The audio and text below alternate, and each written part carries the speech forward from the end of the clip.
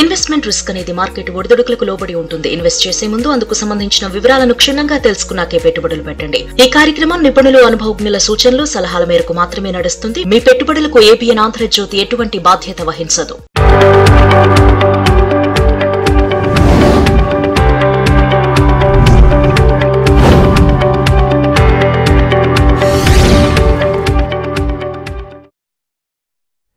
నమస్తే, welcome to ABN business news. ఇక దేశీయ స్టాక్ మార్కెట్లు ఫ్లాట్ గా కొనసాగుతున్నాయి. సెన్సెక్స్, నిఫ్టీ లాభ నష్టాల మధ్య ఊగిసలాడుతున్నాయి.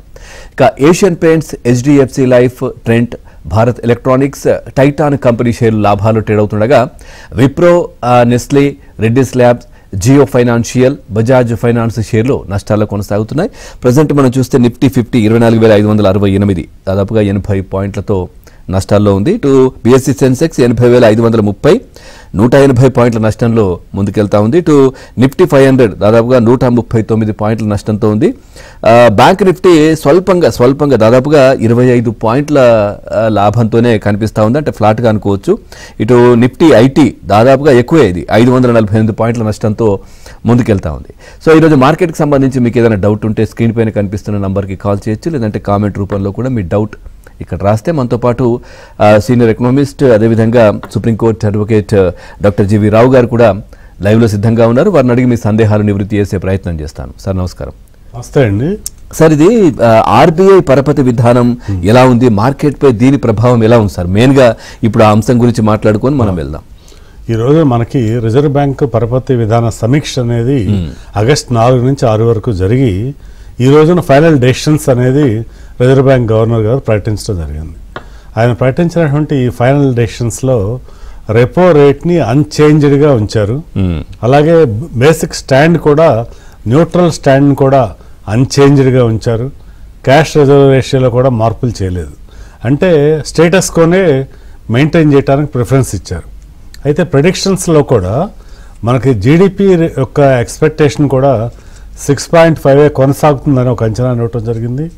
అలాగే కన్జ్యూమర్ ప్రైస్ ఇన్ఫ్లేషన్ ఇండెక్స్ వచ్చేసి ఇంకా తగ్గుతుందని చెప్పి ఒక అంచనాలను కూడా సూచించడం జరిగింది. ఓవరాల్గా ఇన్ఫ్లేషన్ రేట్లో కూడా ఈ యొక్క రాబోయేటువంటి క్వార్టర్లో కూడా ఇంకా తగ్గేటువంటి అవకాశాలు ఉన్నాయనేటువంటి అంచనాలను కూడా సూచించడం జరిగింది. అయినప్పటికీ కూడా రెపో రేట్లో మార్పులు చేయకుండా స్టేబుల్గా ఉంచడానికి తీసుకున్న నిర్ణయం హర్షణీయమైన నిర్ణయం. ఎందుకంటే గ్లోబల్ సిచ్యుయేషన్స్ అన్నీ కూడా ఫేవరబుల్గా లేనప్పుడు మనం తొందరపడిపోయి రేట్స్ని తగ్గిస్తే తర్వాత మళ్ళీ పెంచాల్సిన పరిస్థితులు కూడా వస్తాయి కనుక అలాంటి పరిస్థితి రాకుండా ఒక స్టేబుల్ పాలసీని మెయింటైన్ చేయాలనేటువంటి నిర్ణయం తీసుకున్నారు. ఇది చాలా కరెక్ట్ డెసిషన్ అని చెప్పవచ్చు. ఇలా నూతన గవర్నర్ వచ్చిన తర్వాత మనం ఓవరాల్గా 100 బేస్ పాయింట్ రేట్ కట్ అనేటువంటిది మనం చూసాం. ఒకేసారిగా 50 బేస్ పాయింట్ల కట్ కూడా మనం చూడటం జరిగింది. ఇప్పుడు ప్రస్తుత పరిస్థితుల్లో అయితే రెపో రేట్ని స్టేబుల్గానే మెయింటైన్ చేశారు. రైట్ సార్, కాలర్ ఉన్నారు లక్ష్మి గారు. లక్ష్మి గారు నమస్కారం. నమస్తే. మీ డౌట్ అడగండి. డాక్టర్ జీవి రావు గారు ఉన్నారు. నమస్తే సార్. నమస్తే అమ్మా. Dixon technologies and MCX in present rate లో తీసుకొచ్చండి. డిక్సన్ ఇంకోటి ఏదమ్మా? ఎంసీఎక్స్ అండి. ఎంసీఎక్స్. Okay sir, Dixon 16,553. అవునండి. ప్రస్తుత రేట్లో ఫ్రెష్ బయింగ్ అయితే డిక్సన్ మీరు అవాయిడ్ చేయండి.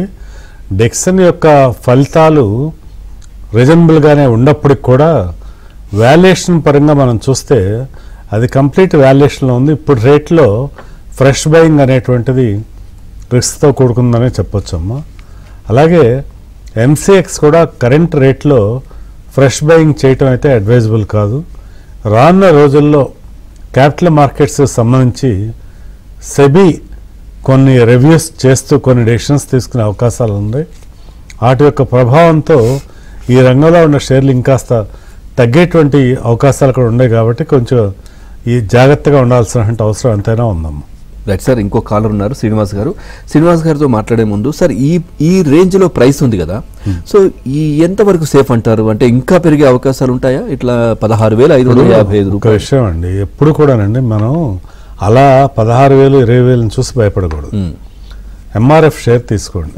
ఎంఆర్ఎఫ్ షేర్ 11,000 రూపాయల సమయంలో మనం మామూలుగా ఈ షేర్ ఇప్పుడు కొనొచ్చు అంటే అమ్మో 11,000 రూపాయలు ఇంకేం పెరుగుతుంది సార్ అన్నాడు. ఈ రోజున ఆ షేర్ యొక్క రేట్ వచ్చేసి 1,46,000. ఓకే. అని చెప్పి వీటికేమీ కూడా ఎప్పటికెప్పుడు ప్రోగ్రెస్ చూపిస్తూ మంచి ఫలితాలను ప్రకటిస్తూ ఉంటే అక్కడి నుంచి ఇంకా పెరిగే అవకాశం ఉంది. Right sir. శ్రీనివాస్ గారు ఉన్నారు. శ్రీనివాస్ గారు నమస్కారం సార్. నమస్కారం. మీ డౌట్ అడగండి. నేను 2 సెక్టర్ లో నుంచి 2 స్టాక్స్ ని ఎంచుకున్నాను సార్.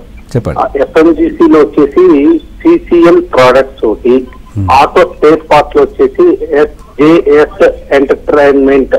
ఈ 2 స్టాక్స్ ఫండమెంటల్ గా లాంగ్ టర్మ్ కి ఇన్వెస్ట్మెంట్ చేసుకోవచ్చా ఒక 5 years కి? CCL ప్రొడక్ట్స్ అండి, ఈరోజే కంపెనీ యొక్క ఫలితాల గురించి మేనేజ్మెంట్స్తో కొంత ఇంటర్వ్యూస్ కూడా మనం చూడటం జరిగింది. అయితే ఈరోజు కొంత కరెక్షన్ మోడ్లో ఉండటమే కాకుండా ఓవరాల్గా కంపెనీ యొక్క వాల్యుయేషను దాని యొక్క ఫలితాలన్నింటినీ బేరేజ్ వేసినప్పుడు కరెంట్ రేట్లో ఫ్రెష్ బయింగ్ కన్నా మీరు లాంగ్ టర్మ్ ఇన్వెస్ట్మెంట్ ఆలోచన మంచిదే అయినప్పటికీ ఇక్కడి నుంచి మాత్రం కరెక్షన్ కోసం వేచి చూడండి. అసలు ఓవరాల్ కూడా మన మార్కెట్లో కొంత కరెక్షన్కి అవకాశం ఉంది. మీరు కొనాలి అనుకుంటే ఇక్కడి నుంచి కనీసం ఒక 5 to 7% అన్న కరెక్షన్ వచ్చినప్పుడు బయింగ్ స్టార్ట్ చేయండి. అది కూడా సిప్ విధానంలో వెళ్ళటమే బెటర్ అండి. Right sir. శర్మ గారు ఉన్నారు కాలర్. శర్మ గారు నమస్కారం. శర్మ గారు మీ డౌట్ అడగండి. డాక్టర్ జీవి రావు గారు ఉన్నారు. Cochin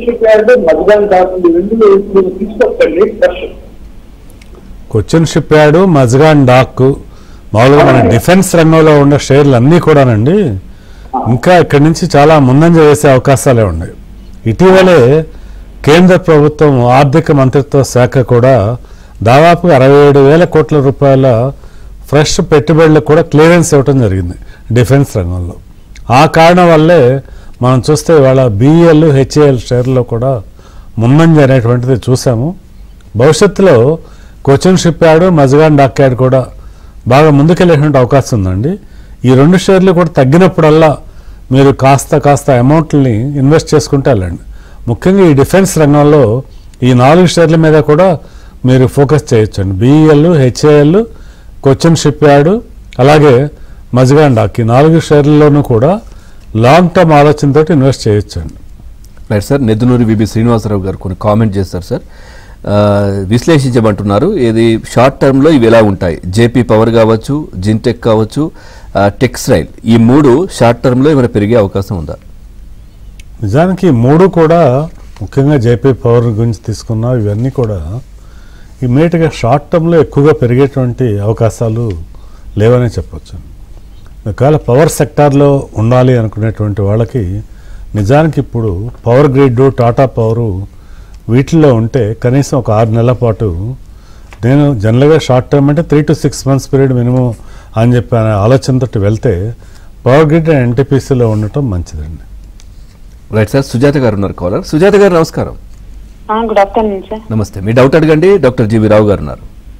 sir good afternoon sir. Good afternoon sir. అది IRFC ఒకటి, టాటా స్టీల్ ఒకటి సార్, ఫ్రెష్ ఎంట్రీ కోసము, లాంగ్ టర్మ్ కోసం సార్. ఇవి 2 కూడా లాంగ్ టర్మ్ కోసం చాలా మంచి షేర్లేనమ్మా. రెండిట్లో కూడా ముఖ్యంగా టాటా స్టీలు మీరు సిప్ విధానంలో క్రమం తప్పకుండా ఇన్వెస్ట్ చేస్తే లాంగ్ టర్మ్లో డెఫినెట్గా చాలా మంచి రిటర్న్ ఇచ్చేటువంటి అవకాశం ఉంది. IRFC అయితే బాగా మనకు డౌన్వర్డ్ ట్రెండ్లో ఉంది. ఇప్పుడు ఈ టైంలో ఇన్వెస్ట్ చేయడం స్టార్ట్ చేసి ఇది కూడా సిప్ విధానంలోనే ఇన్వెస్ట్ చేయండి. మంత్లీ కొన్ని షేర్లు, ఈ 2 కూడా లాంగ్ టర్మ్లో మీకు మంచి ఫలితాలు ఇచ్చే అవకాశం ఉంది. Right sir. నర్మద గారు ఉన్నారు. నర్మద గారు నమస్కారం. నమస్కారం మీ డౌట్ అడగండి. డాక్టర్ జీవి రావు గారు. రాష్ట్రీయ కెమికల్స్ అండ్ ఫెర్టిలైజర్స్ ఉన్నాయి 187 లో. ఇంకొకటి వచ్చి కోల్గేట్ పామోలి ఉన్నాయి 2400 లో. ఇవి కంటిన్యూ చేసుకోవచ్చా అండి, లేకపోతే ఎగ్జిట్ అవ్వాలా? ఈ 2 షేర్లు కూడా ముఖ్యంగా రాష్ట్రీయ కెమికల్స్ విషయమే అవనివ్వండి, లేకపోతే కాల్గేట్ అయినా లాంగ్ టర్మ్కి 2 కూడా చాలా మంచి షేర్లు అండి. ఫండమెంటల్స్గా ఏదైనా లోపం లేనటువంటి షేర్లు. ఇప్పుడు కాల్గేట్లో టెంపరీగా ఏదైనా చిన్న ఫ్లక్చుయేషన్స్ వచ్చినా వాటిని మరికొన్ని షేర్లు యాడ్ చేసుకోవడానికి ఉపయోగించుకోండి తప్పితే అక్కడి నుంచి ఎగ్జిట్ కావాల్సిన అవసరం ఏమాత్రం కూడా లేదు. ప్రస్తుతం 2500లో ఉన్నాయంట, 2237 ఉంది. ఇక్కడి నుంచి కూడా ఇంకా ఎంతో పెరిగే అవకాశం ఉంది. కాల్గేట్ కొంతమంది ఇన్వెస్టర్లు 30 సంవత్సరాలుగా హోల్డ్ చేస్తున్నారు. వాళ్ళకి అందులో ఎన్నో బోనస్లు, తర్వాత డివిడెండ్స్ ఇట్లా ఎన్నో కూడా చూశారు. ఇవి లాంగ్ టర్మ్కి హోల్డ్ చేయదగినటువంటి షేర్లమ్మో, తప్పకుండా హోల్డ్ చేయండి. Right sir. అట్లాగే ఒక ప్రశ్న, అంటే ఈ రోజు లిస్ట్ అయినటువంటి ఎంఎస్డిఎల్ షేర్ల ఎన్ఎస్డిఎల్ సారీ ఇన్వెస్టర్స్ ఎట్లాంటి వైఖరి అవలంబిస్తే బాగుంటుంది? ముఖ్యంగా ఎన్ఎస్డిఎల్ షేర్లు అండి ₹800 ఇష్యూ ప్రైస్గా మనకి మార్కెట్లోకి రావడం జరిగింది. ఇది టోటల్గా 41 రెట్లు ఓవర్ సబ్స్క్రైబ్ అయింది. ఈరోజే లిస్ట్ అయింది. అయితే ఈ కంపెనీ గురించి మనం మాట్లాడేటప్పుడు దీన్ని దేంతో కంపేర్ చేయాలంటే సిడిఎస్ఎల్తో కంపేర్ చేయాలి. ఎందుకంటే ఇవి రెండు కూడా ఒకే కేటగిరీకి చెందినటువంటి రెండు కంపెనీలు. డిమాట్ అకౌంట్స్ని ఈ రెండు కంపెనీలు కూడా మెయింటైన్ చేస్తాయి కాబట్టి. అయితే ఇప్పుడు మనం చూస్తే సిడిఎస్ఎల్ షేర్ ఏమన్నా ఆ బుక్ వాల్యూకి 21 టైమ్స్ మార్కెట్ ప్రైస్ ట్రేడ్ అవుతుంది. వేరే ఎన్ఎస్డిఎల్ షేరు బుక్ వాల్యూ కేవలం 15 రెట్లు మాత్రమే ట్రేడ్ అవుతుంది. అందుకని చెప్పి రిలేటివ్లీ సిడిఎస్ఎల్ కన్నా కూడా ఎన్ఎస్డిఎల్ ఇన్వెస్టర్కి అందుబాటులో ఉందని చెప్పొచ్చు ఈ రోజుకి కూడా. అయితే ఇప్పుడు మనం ఇవాళ లిస్టింగ్ ప్రైస్ని గమనిస్తే ₹880 లిస్ట్ అయ్యి లెస్ దాన్ ఏ మినిట్లో అక్కడ ₹900 పైకి వెళ్ళిపోయి అక్కడి నుంచి ఇప్పుడు వరకు కూడా దాదాపుగా 3 కోట్ల షేర్లు ట్రేడ్ అయితే ఏ స్టేజ్లో కూడా మళ్ళీ 900 కన్నా దిగుకు రాలేదు. ఇప్పుడు కూడా దాదాపు ₹920 స్థాయిలో ట్రేడ్ అవుతుంది. అలాట్ అయినటువంటి ఇన్వెస్టర్స్ వీటిని లాంగ్ టర్మ్ కోసం తప్పకుండా హోల్డ్ చేయండి. ఫ్రెష్ బయింగ్ చేద్దామనే వాళ్ళు ఇక్కడి నుంచి స్లోగా స్టార్ట్ చేసి తగ్గినప్పుడల్లా కొన్ని షేర్లని యాడ్ చేసుకునేటువంటి ప్రయత్నం. ప్రజెంట్ మార్కెట్లు అయితే ఫ్లాట్గా కొనసాగుతూ ఉన్నాయి. ఇటు నిఫ్టీ ఐటీ మాత్రం చాలా అంటే ఎక్కువగా అంటే 566 పాయింట్ల నష్టంతో ఉంది. కొంచెం నిఫ్టీ బ్యాంక్ మాత్రం స్వల్ప లాభాలతో అంటే ఫ్లాట్గా అని చెప్పుకోవచ్చు. సో మనతో పాటు డాక్టర్ జీవీ రావు గారు ఉన్నారు. సార్ మీతో మాట్లాడడానికి హనుమాన్ సింగ్ గారు కాలర్ ఉన్నారు. హనుమాన్ సింగ్ గారు నమస్కారం. నమస్తే జీవీరావు గారు. నమస్తే అండి. సార్ అవెలాంచ్ టెక్నాలజీ ఒకటిను శారదా ఎనర్జీ ఇప్పుడు ఫ్రెష్ అంటే తీసుకోవచ్చా అండి? శారదా ఎనర్జీ ఇంకోటి అవెలాంచ్ టెక్నాలజీ రెండు.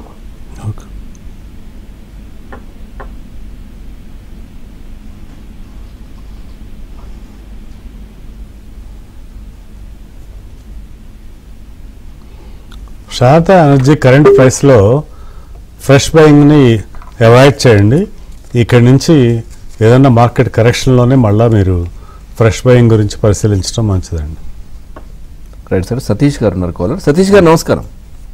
నమస్తే అండి. మీ డౌట్ అడగండి. డాక్టర్ జీవీ రావు గారు ఉన్నారు. నమస్తే డాక్టర్ జీవరావు గారు. నమస్తే అండి. సార్ నా దగ్గర సిడిఎస్ఎల్ ఉన్నాయి 1500 దగ్గర. యాక్టివేట్ చేసుకోవచ్చా? ఇంకోటి ఎన్ఎస్డిఎల్ తీసుకోవచ్చా లాంగ్ టర్మ్ కోసం? రైట్ అండి. ఇప్పుడు మీరు బేసిక్గా ఇక్కడ మీ క్వశ్చన్కి ఆన్సర్ చేసేటప్పుడు వేరే వాళ్ళు ఇంకో లైన్లో తీసుకోకూడదని చెప్పి ఒక పాయింట్ చెప్తానండి. ఇప్పుడు ఆయన సతీష్ గారు అడిగిన క్వశ్చన్ ఏంటంటే ఈ రెండు షేర్లు కూడా లాంగ్ టర్మ్ కోసం తీసుకోవచ్చా అన్నారు. దానికి నా ఆన్సర్ కన్ఫామ్గా ఎస్ అండి. ఇప్పుడు ఇది లాంగ్ టర్మ్లో చాలా అనూహ్యమైనటువంటి ఎవరి ఊహలకు కూడా అందరంత ఎక్కువ రిటర్న్స్ వచ్చేటువంటి అవకాశం ఉంది. ఎప్పటికీ లాంగ్ టర్మ్లో అంటే ఒక 5 years అట్లా హోల్డ్ చేసే ఆలోచన ఉంటే బోత్ సిడిఎస్ఎల్ అండ్ ఎన్ఎస్ఎల్ కూడా మంచి ఆపర్చునిటీ. సిడిఎస్ఎల్ అరౌండ్ 1500లో, ఎన్ఎస్డిఎల్ అరౌండ్ ₹900 కొని ఒక 5 సంవత్సరాలు కనుక హోల్డ్ చేసే ఆలోచన ఉంటే చాలా మంచి రిటర్న్ వచ్చేటువంటి అవకాశం ఉంది. అయితే హౌ అబౌట్ షార్ట్ టర్మ్ అంటే షార్ట్ టర్మ్లో ఈ రెండు షేర్లను కూడా మరికొంత కరెక్షన్ వచ్చేటువంటి అవకాశాలు ఉన్నాయండి. ఎందుకు ఉన్నాయంటే సెబీ ముఖ్యంగా ఈ క్యాపిటల్ మార్కెట్స్ విషయంలో కొన్ని నిర్ణయాలను ప్రకటించేటువంటి అవకాశాలు ఉంది రాను రోజుల్లో. అవి ఏంటంటే ఆప్షన్స్ అండ్ ఫ్యూచర్స్, డెరివేటివ్స్ వీటి మీద కొన్ని రిస్ట్రిక్షన్స్ని పెట్టేటువంటి ఆలోచనలో ఉన్నది. వీటి ప్రభావంతో క్యాపిటల్ మార్కెట్ రిలేటెడ్ స్టాక్స్లో కొంత కరెక్షన్ రావచ్చండి. ఇవన్నీ కూడా షార్ట్ టర్మ్లో. సో ఈ రెండు స్టాక్స్ కూడా లాంగ్ టర్మ్ కోసం డెఫినెట్గా బై చేయండి. షార్ట్ టర్మ్ ఆలోచనతో అయితే మాత్రం ప్రాఫిట్లో ఉంటే ప్రాఫిట్ బుక్ చేసుకోండి. Right sir. కొన్ని కామెంట్స్ ఉన్నాయి. మస్తాన్ రావు గారు అడుగుతున్నారు, దివిస్ ల్యాబ్ షేర్స్ కరెంట్ రేట్లో తీసుకోవచ్చా అని అడుగుతున్నారు sir. Long term Divi's lab long term కోసం డెఫినెట్గా తీసుకోవచ్చు అండి. సమ్వేర్ అరౌండ్ ₹6,000 ఈ షేరు మీకు లాంగ్ టర్మ్లో డెఫినెట్గా మంచి రిటర్న్ ఇచ్చే అవకాశం ఉంది. దివిస్ ల్యాబ్ ఏ స్టేజ్లో కూడా ఇన్వెస్టర్స్ని డిసప్పాయింట్ చేయలేదు. ఇన్ఫ్యాక్ట్ మార్కెట్స్ అన్నీ కూడా డ్రాస్టిక్గా ఫాల్ అయిన టైంలో కూడా దివిస్ ల్యాబ్ అనూహ్యమైనటువంటి రిటర్న్స్ని ఇన్వెస్టర్స్కి అందించింది. మనకి హైదరాబాద్ బేస్డ్ ఫార్మా కంపెనీలో one of the best pharma company అని చెప్పొచ్చు. ఇక్కడి నుంచి కూడా దివీస్ ల్యాబ్ డెఫినెట్గా ఇయర్ ఆన్ ఇయర్ కూడా మంచి గ్రోత్ చూపించే అవకాశం ఉంది. ఇప్పటికే ఉంటే హోల్డ్ చేయండి, ఫ్రెష్ బయింగ్ కూడా చేయొచ్చు. సార్ వాసుకుమార్ గారు అడుగుతున్నారు, ఒలెక్ట్రా 20% ప్రాఫిట్లో ఉన్నారంట, హోల్డ్ చేయమంటారా సేల్ అని అడుగుతున్నారు. 20% ప్రాఫిట్లో ఉంటే ఇమీడియట్ ప్రాఫిట్ బుక్ చేయండి. మళ్ళా మార్కెట్లో ఏదన్నా అబౌట్ 10% కరెక్షన్ వచ్చినప్పుడు ఫ్రెష్ బయింగ్ చేయొచ్చండి. ఎప్పుడైనా మార్కెట్లో ప్రాఫిట్ బుకింగ్ చేసుకోవటం, లాభాలను స్వీకరించడం కూడా ఒక ఆర్ట్గా ఉండాలి. ముఖ్యంగా ఆయన అడిగినటువంటి కంపెనీ విషయానికి వస్తే 20% ప్రాఫిట్ స్వీకరించమనే చెప్తానండి. Right sir. అనూష గారు అడుగుతున్నారు, సెయింట్ బై చేయొచ్చా సేల్ అని అడుగుతున్నారు, తన దగ్గర కొన్ని ఉన్నాయంట. అయితే ప్రస్తుతానికైతే హోల్డ్ చేయండి. రైట్. అట్లాగే సార్ ఇటీవల కాలంలో బిఎస్సి, సిడిఎస్ఎల్ మరియు బ్రోకరేజ్ సంస్థల షేర్లు తగ్గడానికి ఏంటి కారణం ఏంటి అసలు? ఇవన్నీ కూడానండి క్యాపిటల్ మార్కెట్ రిలేటెడ్ షేర్లే. అయితే ఇప్పుడు ఏంటంటే ముఖ్యంగా డే ట్రేడింగ్ అనే కాన్సెప్ట్ ఒకటి నడుస్తుంది మార్కెట్లో. ఇది వద్దురా బాబు, మీకు ఇబ్బంది పడతారు, నష్టపోతారని మనం ఎంత చెప్పినా అవి చెవికి ఎక్కట్లేదండి. అంటే అదేంటంటే డే ట్రేడింగ్ అంటే ఈరోజు ఉదయం మనం ట్రేడింగ్లో దిగి సాయంత్రం మనం 3:30కి మార్కెట్ క్లోజ్ అయ్యే వరకు లాభాలు స్వీకరించాలనేటువంటి ఆశతోటి మార్కెట్లోకి వచ్చి ఎంతో వేలాది రూపాయలు నష్టపోతున్నారు. ఓవరాల్గా ఒక 2 సంవత్సరాల కాలంలో ఏ స్థాయిలో నష్టపోయి ఉంటారంటే అది ఆ మాట ఎక్స్ప్రెస్ చేయటానికే మనసు రావట్లేదు. ఒక లక్ష రూపాయలు ఇంట్రెస్ట్, 1 లక్ష కోట్ల రూపాయలు ఒక 3 సంవత్సరాల కాలంలో పోగొట్టుకున్నారు ఇన్వెస్టర్లు.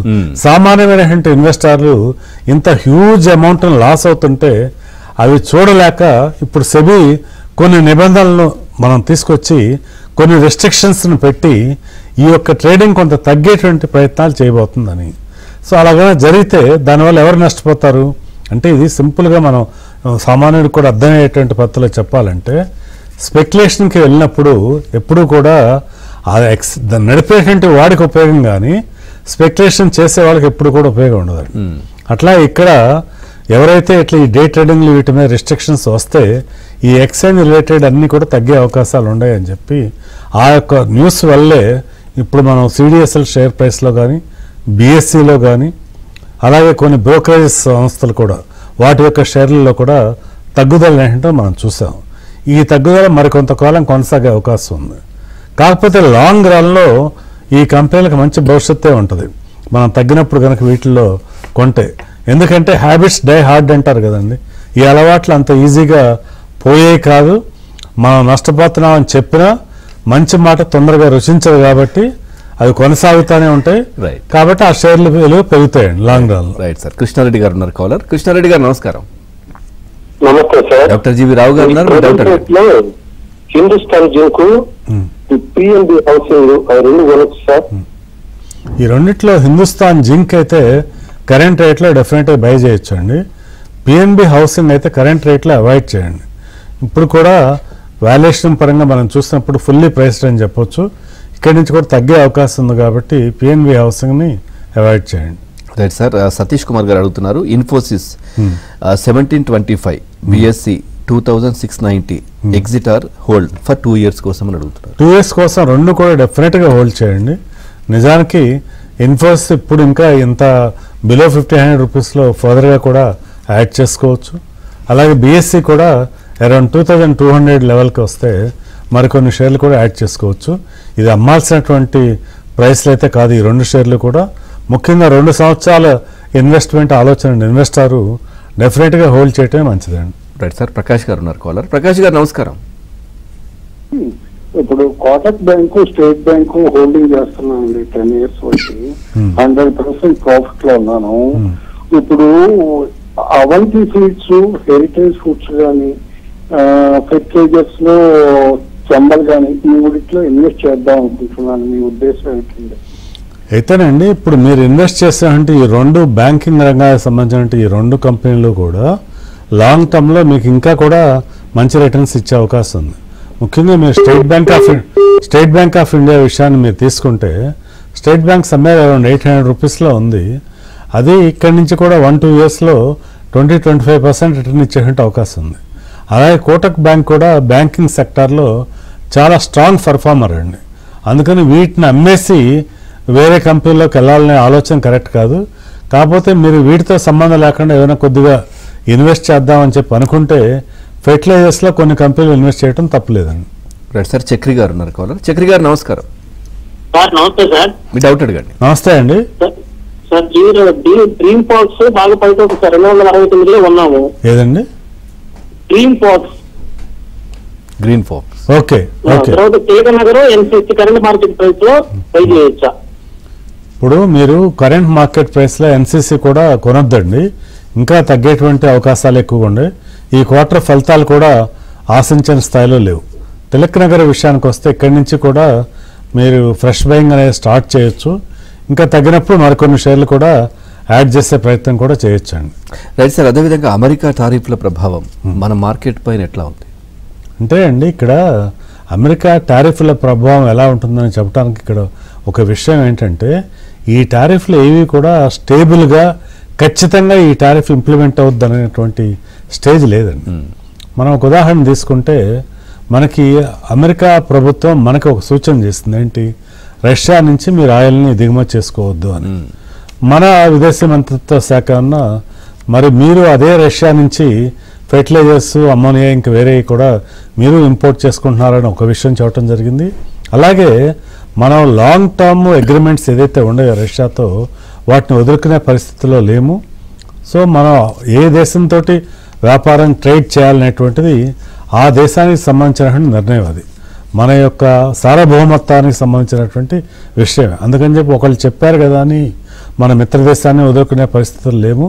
సో క్రమేణా ఏమవుతుందంటే ఈ యొక్క టారిఫ్లు అనేటువంటిది అదే పనిగా పెంచుకుంటా పోయేటువంటి క్రమంలో మనం ప్రకటనలకేను వాస్తవ రూపం దాల్చడానికి ఉన్న గ్యాప్ని గ్రహించి అమెరికానే తర్వాత వాళ్ళ నిర్ణయాలను మార్చుకునే అవకాశాలు కూడా ఉండే అనిపిస్తుందండి. అందుకని చెప్పి ఈ యొక్క ఎఫెక్ట్ అన్నీ కూడా టెంపరీగా కానీ లాంగ్ రన్లో ఉండకపోవచ్చు. ఇంకొక విషయం ఏంటంటే మన ఫార్మా కంపెనీలు కూడా ఇమ్మీడియట్గా కాకపోయినా రానున్నటువంటి ఒక 2-3 సంవత్సరాల కాలంలో ఒక లాంగ్ రన్ ప్రణాళికలో ఆల్టర్నేటివ్ ఎక్స్పోర్ట్ కంట్రీస్ని కూడా చూసుకుంటూ అమెరికా మీద డిపెండెన్సీని తగ్గించుకునే ప్రయత్నాలు చేస్తారు కూడా. అందుకని చెప్పి లాంగ్ రన్లో మన ఫార్మా కంపెనీలకు కూడా ఏమి ఇబ్బంది లేదని చెప్పొచ్చు అండి. రైట్ సార్, రాజశేఖర్ గారు ఉన్నారు కాలర్. రాజశేఖర్ గారు నమస్కారం.